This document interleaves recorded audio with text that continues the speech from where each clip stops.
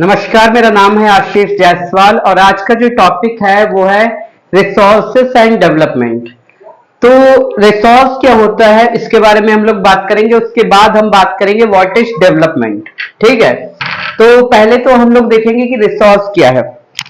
अगर हम सिंपल भाषा में बात करें कि तो कोई भी चीज जो हमारी जरूरतों को पूरा करती है वो रिसोर्स है। ठीक है, इवन चाहे उसकी कीमत कुछ भी ना हो, लेकिन अगर वो हमारी जरूरतों को पूरा कर रही है तो वो एज अ रिसोर्स है। Suppose if you are very thirsty, at that moment you need water, so the time when you are very thirsty, we know that water has no cost.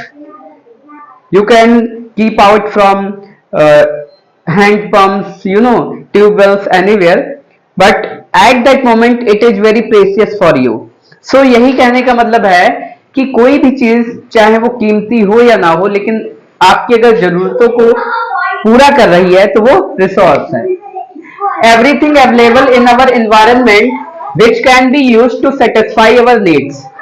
Everything available in our environment which can be used to satisfy our needs, provided।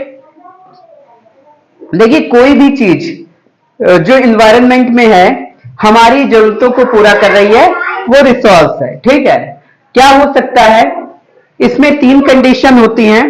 पहली चीज technologically accessible होनी चाहिए कि अगर वो resource है तो क्या उस रिसोर्स को निकालने के लिए हमारे पास एप्रोप्रिएट टेक्नोलॉजी है।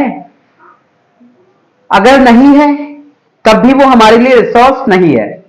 दूसरी चीज इकोनॉमिकली फिजिबल होनी चाहिए। इकोनॉमिकली फिजिबल का मतलब क्या है कि यहां पे ये याद रखना है कि अगर सपोज करें कि यहां पे कहीं पे क्रूड ऑयल निकल रहा है या पेट्रोल निकल रहा है, क्रूड ऑयल निकल रहा है, तो उसको निकालने में जो पैसा खर्च होगा उतना अमाउंट हमारे पास है, या जो हम निकाल के उसके बाद उसको जब रिफाइनरी तक ले जाएंगे तो जितना हमने अमाउंट इन्वेस्ट किया उससे ज्यादा का निकल रहा है कि नहीं निकल रहा है। ठीक है, तो इकोनॉमिकली फिजिबल होना चाहिए, उतना पैसा होना चाहिए। Culturally acceptable.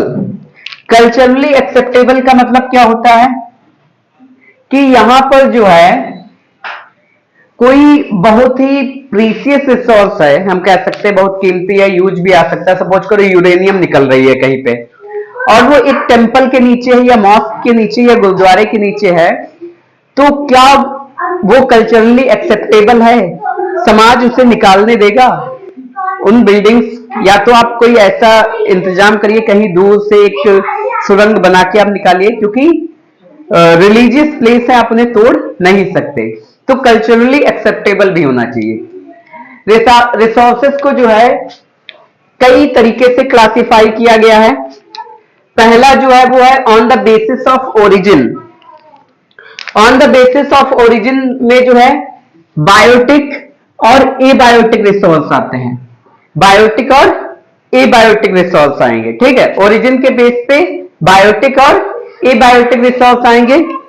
On the basis of exhaustibility तो रिन्यूएबल होगा और नॉन रिन्यूएबल होगा, 2 होंगे, एक रिन्यूएबल एक नॉन रिन्यूएबल होगा। On the basis of ownership तो इसमें इंडिविजुअल आएगा, कम्युनिटी आएगा, नेशनल आएगा और इंटरनेशनल आएगा, 4 आएंगे।